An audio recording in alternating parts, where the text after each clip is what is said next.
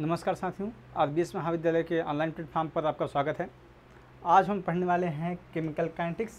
इसमें हम लोग पढ़ेंगे रेट ऑफ रिएक्शन को, और ये रेट ऑफ रिएक्शन कैसे प्रोसीड होती है, कैसे काम करती है, इन सब चीज़ों को देखेंगे, ठीक ना।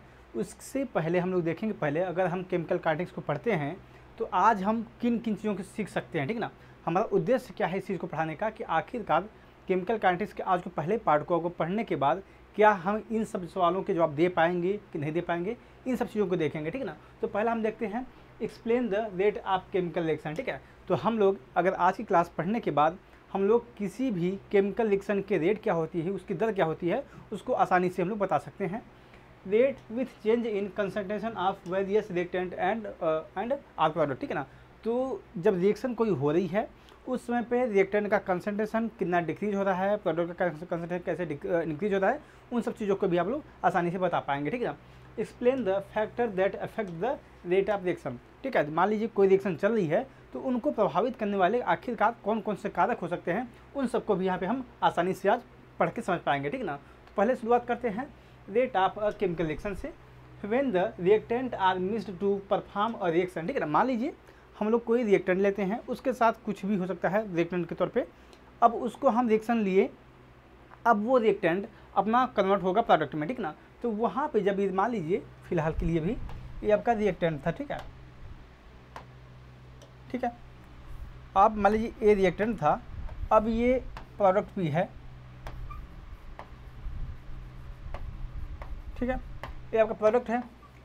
अब ये रिएक्टेंट का अभी इनिशियली की बात की जाएगी, शुरुआत में क्या होगा, रिएक्टेंट का कंसंट्रेशन अभी आपका ये 100% पे होगा, ठीक है ना। क्योंकि अभी ये आपका जब अगर टी की बात की, समय की अगर बात की जाएगी, अगर हम अभी रिएक्टेंट को इनिशियली लिया गया है, अभी इसका कन्वर्जन जो प्रोडक्ट में हो रहा है वो बिल्कुल भी नहीं हुआ है, T=0 है। जीरो का मतलब ये हुआ कि अभी समय आपका जो रिएक्शन है उसकी जो रिएक्शन की दर है वो बढ़ी नहीं है, ठीक है ना। उस कंडीशन में क्या होगा, रिएक्टेंट का कंसंट्रेशन आपका 100% होगा, जबकि प्रोडक्ट का जो कंसंट्रेशन होगा फिलहाल जब T=0 होगा तो उस समय इसका कंसंट्रेशन आपका 0 होगा, ठीक ना। तो जैसे जैसे आपका समय बढ़ता जाएगा वैसे वैसे रिएक्टेंट का कंसंट्रेशन कम होता है और प्रोडक्ट का कंसंट्रेशन बढ़ता है, क्योंकि रिएक्टेंट ही कन्वर्ट होता है प्रोडक्ट में, ठीक है ना। जब रिएक्टेंट ही कन्वर्ट होता है प्रोडक्ट में तो रिएक्टेंट का कंसंट्रेशन ही आपका बढ़ेगा प्रोडक्ट के रूप में, ठीक है ना। तो रिएक्टेंट आपका जैसे कन्वर्ट होगा प्रोडक्ट में तो रिएक्टेंट का कंसंट्रेशन आपका डिक्रीज होगा और प्रोडक्ट का जो कंसंट्रेशन होगा आपका वो इंक्रीज होता है, ठीक है ना। तो आइए देखते हैं फिलहाल। When reactant are mixed to perform a reaction, there are no product present initially, ठीक है ना। तो वही बताई ये बात यहाँ पे कि जैसे हम कोई भी रिएक्शन को ले रहे हैं और इनिशियली में अगर देखा जाएगा तो वहाँ पे कोई भी कंसंट्रेशन प्रोडक्ट का नहीं होगा। As a time passes the concentration of product increases and that of reactant decreases, ठीक है ना। तो जैसे जैसे समय बीतता जाएगा आप लोग देखेंगे कि रिएक्टेंट का कंसंट्रेशन जो भी है वो घटता जाता है और प्रोडक्ट का आपका कंसंट्रेशन आपका वो बढ़ता जाता है, ठीक है ना। तो द रेट, अब ये देख लीजिए, ये हमने देखा कि जैसे जैसे रिएक्टेंट मान लीजिए हम ये था आपका अपी था रिएक्टेंट था, ये अभी ये 100% में है, ये आपका 0% में है, ठीक है ना। तो क्या हो रहा है, यही रिएक्टेंट है कन्वर्ट हो रहा है आपका प्रोडक्ट में। तो यहाँ पे क्या होगा, 100 से अब कम हो रहा है ये, इसका मतलब क्या हुआ, ये डिक्रीज हो रहा है। जबकि जब हाँ प्रोडक्ट आप देख रहे हैं इसका कंसंट्रेशन 0 से 1 2 3 4 5 जो भी जाएगा वो बढ़ेगा अपना, तो यहाँ पे इसका कंसंट्रेशन इंक्रीज हो रहा है, ठीक है ना। तो इसी को हम डिफाइन करने के लिए बोलते हैं the rate of any chemical reaction can be expressed as the rate of reaction, ठीक है ना। तो ऐसी भी कोई भी रिएक्शन है, किसी भी इस तरह की रिएक्शन चल रही है तो उसको हम एक रेट ऑफ रिएक्शन के तौर पे हम प्रदर्शित कर सकते हैं। और उसको हम प्रदर्शित करने का तरीका क्या होता है, इस फार्मूले के माध्यम से हम लोग आसानी से समझ सकते हैं, ठीक है ना। तो हम देखते हैं रेट ऑफ केमिकल रिएक्शन बराबर change in concentration of reactant or product, ठीक है, अपॉन टाइम टेकन, ठीक है ना। तो कोई भी रिएक्शन है वो आपका जो रिएक्टेंट आ प्रोडक्ट है वो कितना चेंज हो रहा है, उसके कंसंट्रेशन में कितना चेंज हो रहा है समय के साथ, वही आपका रेट ऑफ रिएक्शन होता है, ठीक ना। रेट ऑफ रिएक्शन बोलिए या फिर रेट ऑफ केमिकल रिएक्शन बोलेंगे, ठीक है। अब इसको अगर हम यूनिट की बात की जाएगी तो यूनिट उसको बोलते हैं मोल पर लीटर होता है, ठीक है ना। तो यहाँ पे आप मोल पर लीटर कर सकते हैं या फिर मोल लीटर -1 कर सकते हैं, ठीक है ना। वो आपको जिससे जानते ही होंगे, अगर मोल पर लीटर है, ठीक है, तो इसको अगर आप ऊपर ले जाओगे तो क्या होगा, लीटर जो लीटर आपका ये -1 में हो जाता है, ठीक है ना। तो यहाँ पे चीज़ जो है, और जो समय का जो यूनिट होती है आपका सेकंड होता है, ठीक है, मोल पर लीटर सेकंड हो जाएगा।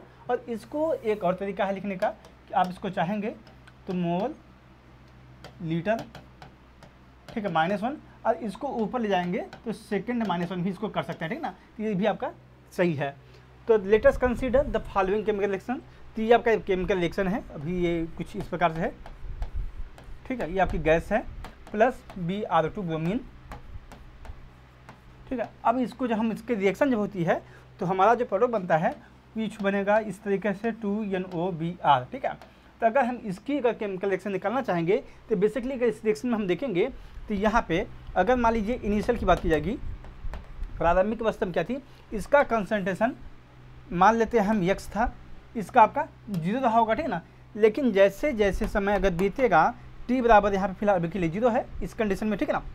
तो इस जब t बराबर 0 है तो हमारा ये कंसंट्रेशन रिएक्टेंट प्रोडक्ट का कितना है, 0 होगा, ठीक है ना। लेकिन जैसे ही t बराबर कुछ भी होता है, जैसे समय आपका आगे बढ़ता है तो उस समय पे यहाँ पे जो x का कंसंट्रेशन है वो आपका घटना शुरू हो जाएगा, ठीक है ना। ये आपका घटता है और यहाँ पे क्या होगा भी कंसंट्रेशन आपका, ये मान लीजिए एक कंसंट्रेशन जो आपका है माइनस ये जो हम कर रहे हैं ये कंसंट्रेशन आपका डिक्रीज हो रहा है, ठीक है ना। जो आपका x जो 100% इसका कंसंट्रेशन था, और यहाँ पे ये जो है ये आपका बताया जा रहा है कि जो रिएक्टेंट में से कितना कन्वर्ट हो रहा है, रिएक्टेंट कितना कन्वर्ट हो जाता है आपका प्रोडक्ट में, ठीक है ना। तो जितना ये रिएक्टेंट कन्वर्ट होगा उतना ही आपका प्रोडक्ट आपका आ जाएगा, प्रोडक्ट में वो रिएक्टेंट कन्वर्ट हो जाता है, ठीक है ना। तो इस प्रकार से आप बोल सकते हैं रेट ऑफ रिएक्शन उसको हम कन्वर्ट करते हैं, ठीक है ना। अगर इसको हम रेट ऑफ रिएक्शन के रूप में लिखना चाहेंगे इस रिएक्शन को तो लिख सकते हैं कुछ इस प्रकार से 1/2 NO अपान ΔT कर दें, ठीक है ना। इसके बाद ये देखिए तो यहाँ पर आप लोगों ने देखा होगा एक चीज़ आपने देखा होगा अक्सर 1/2, फिलहाल इसको इस तरीके से लिख दें, ठीक है ना, ΔT, ठीक है ना। यहाँ पे देखा होगा आगे इसके साइन होता है माइनस का, इसका मतलब ये होता है कि रिएक्टेंट का कंसंट्रेशन डिक्रीज होता है जब, ठीक है। अब यहाँ पे देखेंगे ब्रोमीन का भी लिखेंगे तो कुछ इस प्रकार से इसको लिख सकते हैं, यहाँ पे Br2 अपान ΔT, ठीक है ना। यहाँ पे भी इसका माइनस रहेगा क्योंकि अब की ये रिएक्टेंट है। लेकिन जैसे ही हम बोलें प्रोडक्ट की बात की जाती है तो प्रोडक्ट आपका बढ़ रहा है, ठीक है ना। तो जब बढ़ता है प्रोडक्ट आपका तो यहाँ पे हम माइनस साइन ना लगा के यहाँ पे आपका जो पॉजिटिव साइन होता है वही रहता है, ठीक है ना। तो इसको हम लिख सकते हैं इस प्रकार से NOBr अपान ΔT, ठीक है ना। इस प्रकार से इसको लिखते हैं। तो कुल मिला के बात यह है कि जब अब रिएक्टेंट की बात की जाएगी तो रिएक्टेंट का जब हम रेट ऑफ रिएक्शन लिखते हैं तो उसके आगे हमेशा माइनस का सिंबल लगा देते हैं, जबकि प्रोडक्ट के आगे ऐसा कुछ भी नहीं करते, ठीक है ना। क्योंकि हमेशा अगर कुछ भी उसके आगे नहीं लिखा जाता है तो उसका मतलब ये होता है कि आपका वो पॉजिटिव में ही होता है, ठीक है ना। For the example in this equation 2NO plus Br, वही ठीक है जो बताएगा आपको 2NOBr, इसका रेट ऑफ रिएक्शन क्या बताएगा आपको, लिख लीजिए प्लस 1/2 NOBr, ठीक है ना। अब प्लस क्यों है, क्योंकि आपका ये जो NOBr है ये आपका प्रोडक्ट है तो प्रोडक्ट में क्या बताया गया, इसका रेट ऑफ कंसंट्रेशन जो होता है इसका इंक्रीज कर रहा है, ठीक है ना। इसलिए यहाँ पे आप पॉजिटिव लगा है इंसान, ठीक है ना। लेकिन जब कि आप देखेंगे यहाँ पे NOBr, ठीक है, NO के लिए सॉरी ये आपका यहाँ पे NO होगा, यहाँ पे ठीक है गलत है, यहाँ पे NO है जो यहाँ पे आप देख रहे हैं माइनस सिंबल है, जबकि ब्रोमीन के केस में भी आपका माइनस सिंबल है, ठीक है ना। इसका मतलब ये हुआ कि ये दोनों रिएक्टेंट हैं, ये आपका प्रोडक्ट है, रिएक्टेंट का कंसंट्रेशन डिक्रीज हो रहा है, प्रोडक्ट आपका कंसंट्रेशन जो है वो इंक्रीज हो रहा है, ठीक है ना। अब देखते हैं average rate and instance rate, ठीक है ना। तो एवरेज रेट देखते हैं पहले, उसके बाद हम लोग देखते हैं इंस्टेंटेनियस रेट, ठीक है ना। तो rate of reaction depend on the concentration of reactant, ठीक है ना। तो कोई भी रिएक्शन है रेट ऑफ रिएक्शन होगी वो डिपेंड करती है कि कंसंट्रेशन ऑफ रिएक्टेंट, ठीक है ना। कोई भी रिएक्टेंट का कंसंट्रेशन कितना है उसी पे डिपेंड करती है रेट ऑफ रिएक्शन की। As the reaction proceed the reactant get consumed and the concentration of reactant decrease and product and with time, ठीक है ना। बेसिकली यहाँ पे ही बताया जा रहा है कि जैसे जैसे समय बीतता जाता है वैसे वैसे रिएक्टेंट का कंसंट्रेशन आपका कम होता जाता है, क्योंकि वही रिएक्टेंट आपका कंज्यूम होके प्रोडक्ट में कन्वर्ट होता जाता है, ठीक है ना। तो therefore the rate of reaction does not remain constant during the entire reaction, ठीक है ना। तो यहाँ पे एक चीज़ और समझने वाली बात है कि इसके हिसाब से, क्योंकि जैसे जैसे समय बीतता जाता है वैसे वैसे रिएक्टेंट का कंसंट्रेशन कम हो जाता है और प्रोडक्ट का कंसंट्रेशन आपका बढ़ता जाता है, इसलिए पूरे रिएक्शन के दौरान रेट ऑफ रिएक्शन जो होती है किसी भी केमिकल रिएक्शन की, वो हमेशा कांस्टेंट नहीं रहती है, वो आपकी बदलती रहती है, ठीक ना। इसलिए हम लोग यहाँ पे एवरेज रेट निकालते हैं या फिर इंस्टेंटेनियस रेट निकालते हैं, ठीक ना। तो हम देखते हैं पहले एवरेज रेट को। The rate of reaction given as del upon concentration और del concentration upon del T, ठीक है। यहाँ पे आप बोल सकते हैं जो हमने रिएक्टेंट का कंसंट्रेशन आपका ये है, ठीक है ना, गिव्स एन एवरेज रेट, ठीक है ना। तो जो ये रिएक्शन आपकी है ये, ठीक है, ये जो आपका इक्वेशन दिख रहा है ये आपको एवरेज रेट देता है। जबकि अगर हम कोई भी रिएक्शन चल रही है, हम चाहते हैं किसी पर्टिकुलर समय में कि उस रिएक्शन का रेट क्या है, तो हम करेंगे क्या, उसके लिए क्या करते हैं हम लोग लिमिटिंग लगा देते हैं, डेल्टी लगा देते हैं कि हाँ ये छोटा सा समय हम निकाल के, जैसे मान लीजिए कोई रिएक्शन चल रही है, एक छोटी मान लीजिए बहुत लंबी रिएक्शन चल रही है, ठीक है ना, आपकी ये पूरी है, हम यहाँ के लिए मान लेते हैं इतने के लिए, इतनी जो केमिकल रिएक्शन है उसके लिए हम चाहते हैं कि हमारा एवरेज रेट निकल जाए, तो उसके लिए हम लोग निकालते हैं इंस्टेंटेनियस रेट, ठीक है ना, बाय मेकिंग डेल टी, ठीक है। तो इसको हम प्रेजेंट करते हैं डेल टी के द्वारा। तो यहाँ पे देख सकते हैं, जैसे आप देख सकते हैं instantaneous rate of A reaction is the rate of reaction at any particular instant of time, ठीक है ना। तो हम कोई भी समय होगा वो तुरंत, अगर मान लीजिए हम उस रिएक्शन का रेट ऑफ रिएक्शन निकालना चाहते हैं उस रिएक्शन के लिए, तब हम इस रिएक्शन का रेट ऑफ रिएक्शन का इस्तेमाल करते हैं। और यहाँ पे हम इस्तेमाल करने के लिए डेल टी को इस्तेमाल करते हैं, ठीक है ना। डेल टी बेसिकली ये बताता है कि हम अब जो समय है ये बहुत छोटे से समय के लिए यहाँ पे इस रेट ऑफ रिएक्शन को निकाला गया, ठीक है ना। तो हम लोग यहाँ निकालते हैं NOBR के लिए, तो यहाँ देख सकते हैं डेल NOBR यहाँ प्लस ही होगा क्योंकि आपका ये प्रोडक्ट है, ठीक है ना, अपान डेल टी, ठीक है। तो ये आपका होता है इंस्टेंटेनियस रेट, ठीक है। तो एवरेज रेट होता है आपका पूरी केमिकल रिएक्शन के लिए होता है, जबकि इंस्टेंटेनियस रेट आपका होता है एक छोटे से समय के लिए होता है, ठीक है। अब देखते हैं when concentration of any of the reactant or product is plotted against the time the graph obtained as the given below, ठीक है ना। तो मान लीजिए अगर हम रिएक्टेंट और कंसंट्रेशन, ठीक है, क्या होगा इनकी कंसंट्रेशन और टाइम के बीच में अगर हम ग्राफ ड्रा करते हैं, तो रिएक्टेंट और प्रोडक्ट का क्या होगा ग्राफ में, इनका क्या वैल्यू होगी, इनको देखते हैं, ठीक है ना। तो बेसिकली अगर हम देखा जाएगा तो कंसंट्रेशन ये आपका है, ठीक है, और टाइम आपका इस साइड है, ठीक है। फिलहाल के लिए अगर देखा जाए शुरुआत में क्या होगा, रिएक्टेंट का कंसंट्रेशन सबसे ज़्यादा होता है, ठीक है ना। तो यहाँ मान लीजिए समय अभी मान लीजिए यहाँ पे 0 होगा, जब 0 होगा ये आप मान लीजिए यहाँ 0 होगा, ठीक है, ये आपका 0 है, फिर 1 है, 2 3, ठीक है, 1 2 3, ठीक है, 4 5, ठीक है, इस प्रकार से आपके ये समय है। अब यहाँ पे क्या है, मान लीजिए 100 हैं, 200 300 400, ठीक है ना, इस प्रकार आपके कंसंट्रेशन, ठीक है ना। अब हम देख रहे हैं जब 0 समय है, ठीक है, जब 0 समय है तो ये आपका कंसंट्रेशन की ये रिएक्टेंट की लाइन है, ये आपका रिएक्टेंट है। तो इसमें पे क्या देख रहे हैं हम लोग, जब समय आपका 0 है तो उसमें पे रिएक्टेंट का कंसंट्रेशन सबसे हाई है, ठीक है ना, क्योंकि यहाँ पे देख सकते हैं रिएक्टेंट का यहाँ पर कंसंट्रेशन आपका सबसे हाई है, ठीक है ना। और इस समय पे अगर देखेंगे आप लोग, ये आपका ये जो ड्रॉप लाइन है ये आपकी प्रोडक्ट की है। तो इस समय पे जब रिएक्टेंट का कंसंट्रेशन 100% पे है, मैक्सिमम है, तो उसमें देख रहे हैं हम लोग प्रोडक्ट का कंसंट्रेशन आपका 0 है, ठीक ना। और ये आपका समय कब है, t = 0 के समय पे, ठीक ना।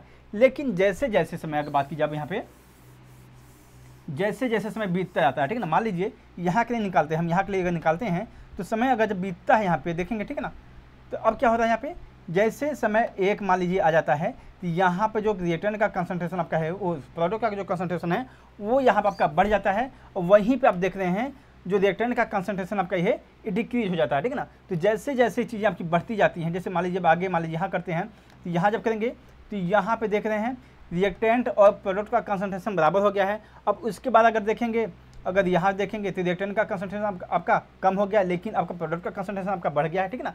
इस प्रकार से समय के साथ यही होता है कि रिएक्टेंट का कंसंट्रेशन डिक्रीज करता जाता है और प्रोडक्ट का कंसंट्रेशन आपका इंक्रीज कर जाता है, ठीक है ना। अब देखते हैं हम लोग हैं इसको प्रभावित करने वाले कारक कौन कौन से होते हैं रेट ऑफ रिएक्शन को, ठीक है। तो पहला होता है the concentration of reactant, generally the rate of reaction increase the concentration of the reactant as increase, ठीक है ना। तो जैसे मान लीजिए अगर हम कोई भी रिएक्शन चल रही है उसका हम कंसंट्रेशन रिएक्टेंट का इंक्रीज कर देते हैं, तो वहाँ पे रेट ऑफ रिएक्शन जो होती है इंक्रीज कर जाती है। कारण ये है क्योंकि मान लीजिए जैसे जैसे ये आपका मान लीजिए था रिएक्शन था, ये रिएक्टेंट है, प्रोडक्ट है, अब क्या हो रहा है यहाँ पे रिएक्टेंट का कंसंट्रेशन डिक्रीज होता जा रहा है लगातार, क्योंकि आपका ये कन्वर्ट हो रहा है प्रोडक्ट में, ठीक है ना। लेकिन जैसे जैसे हम मान लीजिए अगर इसी का रिएक्टेंट का कंसंट्रेशन हम बढ़ाते जा रहे हैं तो क्या होगा, आपका प्रोडक्ट का जो कंसंट्रेशन है वो आपका बढ़ता ही जाएगा, तो रिएक्शन का क्या होगा, रेट ऑफ रिएक्शन आपकी यहाँ पे बढ़ती जाएगी, ठीक है ना।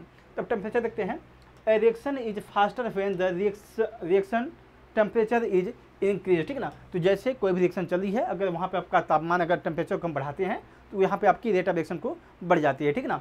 Presence of catalyst, as a catalyst alter the reaction rate without being consumed by the reaction, ठीक है ना। तो कैटालिस्ट का काम क्या होता है, ये केवल रिएक्शन को बढ़ा देता है या फिर घटा देगा, ठीक है ना, लेकिन यहाँ पे ये कंज्यूम नहीं होता है। कैटालिस्ट की सबसे खास बात यही होती है, ठीक है ना। तो यहाँ पे देख सकते हैं कैटालिस्ट का भी हम इस्तेमाल कर सकते हैं किसी भी रेट ऑफ रिएक्शन को घटाने या बढ़ाने के लिए, ठीक है। एग्जाम्पल के लिए देखते हैं, reaction between hydrogen and oxygen, ठीक है ना। जानते हैं hydrogen oxygen to form water extremely slow, ठीक है ना। जैसे अगर मान लीजिए हाइड्रोजन और ऑक्सीजन की हम रिएक्शन कराएंगे, ठीक है, तो यहाँ पे अगर हम H2O से प्राप्त करना चाहते हैं, ठीक है, नॉर्मली कंडीशन में तो बहुत स्लो प्रोसेस होता है, ठीक है। लेकिन जैसे ही इसमें हम प्लेटिनम को ऐड कर देते हैं, Pt जैसे हम ऐड करेंगे तो अब देखेंगे ये रिएक्शन काफ़ी तेज़ हो जाती है, ठीक है। तो आपका आसानी से ये जो वाटर है यहाँ पे मॉलिक्यूल आपका बन जाता है, ठीक ना।